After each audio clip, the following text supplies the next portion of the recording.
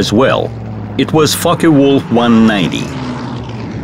The Soviet pilots called it the Fokker, although it had no relation to Antony Fokker's company producing fighters in the First World War. The aircraft was created by a German designer, Kurt Tank.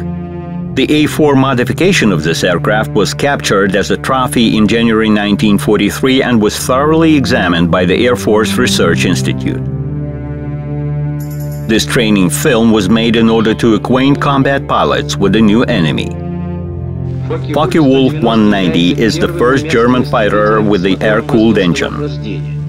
The Germans think it's a phenomenal aircraft.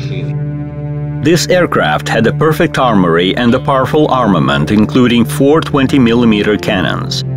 It was a menacing combat aircraft and a serious counterparty to the Soviet fighters. It had advantage in the power unit control as well. A combined automatic control panel reduced the amount of levers. The pilot needs only a throttle control lever. It was more complicated to control the Soviet fighter. First set the required speed with the throttle, then use control lever to conform propeller with a set speed, and if the speed changes due to propeller weighting, then adjust it once again with the throttle. Both Yakovlev and Lavochkin were totally engaged in serial production. However, other designers whose aircraft were not put into production and who had enough time to create new fighters continued their work as well. Nikolai Polikarpov, for instance, was busy upgrading his E-185 fighter. The aircraft made its first flight before the war on January 11, 1941. In spring, it was equipped with the most powerful Soviet air-cooled engine designed by Shvetsov. It had 2,000 horsepower. These are the only snapshots where you can briefly see this perspective aircraft. To the right from Polikarpov is Pyotr Stefanovsky, the test pilot who conducted the state tests of the fighter in the end of 1942 in Novosibirsk. The aircraft showed excellent characteristics and was way much faster than any other fighter of that time. However, M71 engine was not put into production. Then Polikarpov designed E-185 version with the M82 engine. This aircraft underwent tests almost together with the LA-5 and showed characteristics close to the latter. But the Lavochkin's aircraft had an advantage. It was a technological successor of the serial Lak-3. This allowed to switch production to LA-5 almost with no time loss, while the works on E-185 were stopped. Mikoyan's prototypes had the same destiny. After the termination of the MiG-3 production, Mikoyan designed and built several fighters. They had perfect aerodynamics and powerful engines. Their flight characteristics were outstanding for their times. For instance, E-224 reached a ceiling of 14,000 meters, while E-225 reached a speed of 720 kilometers per hour. However, war was on its way. There was simply no time and resources for mastering new types of aircraft. In such circumstances, anyone would prefer a less perfect but ready for combat aircraft rather than a better but prospective fighter.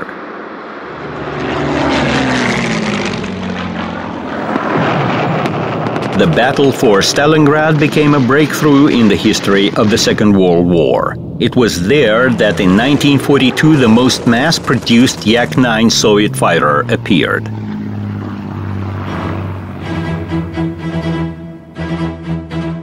The aircraft was based upon Yak-7B. By that time, it became possible to change some of the wooden parts for the metal ones, which significantly reduced the construction weight. Combat pilots highly appreciated the new aircraft. It proved to be highly maneuverable, light, and comfortable in control.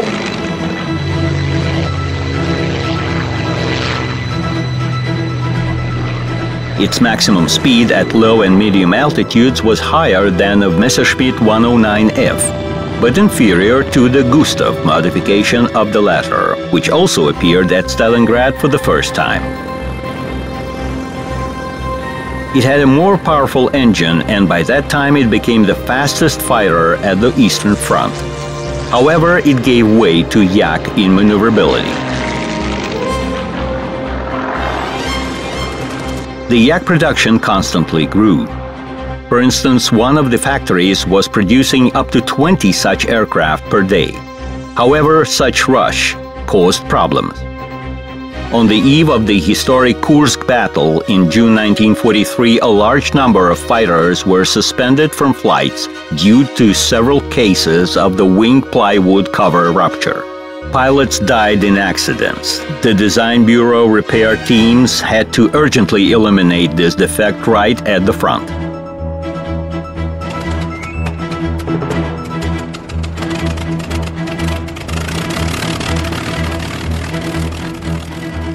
A turning point in the war started in spring 1943. The Soviet troops were seen more and more in the offensive. This general tendency found its reflection in the aviation. The Soviet troops were advancing to the west faster and faster. Ground services could hardly prepare airfields on the return territories. Therefore, there was a need for a fighter with a larger flight range. A modification of the Yak-9D with the enlarged fuel tank's capacity started to appear in the Air Force units in the first half of 1943.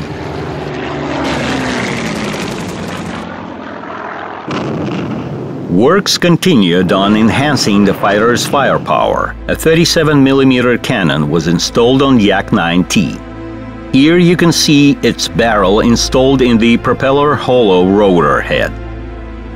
From a distance of half a mile, its projectiles were piercing 30mm tank armor. The letter T in the fighter's identification meant anti-tank. Combat introduction of Yak-9T produced a deep impression on the enemy and influenced certain air combat tactics.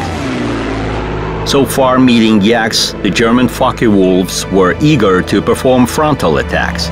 But when they realized how destructive the Yak-9T fire was, the Germans started to escape attacking any Yakovlev's aircraft, since in the air it was difficult to tell one modification from another.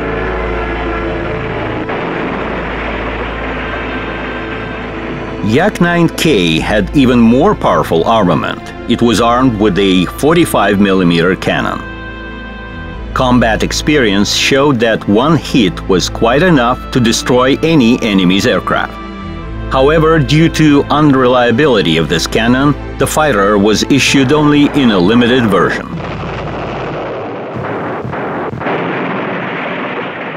Another modification was the Yak-9B fighter bomber. It could carry up to 400 kilos of bombs, just like the Il-2 attack aircraft. The bombs were placed inside the fuselage right after the pilot's cockpit, which changed neither the aerodynamics nor the speed characteristics of the aircraft. Absence of an adequate bomb sight reduced the bombing efficiency. Therefore, only one air division was equipped with such aircraft.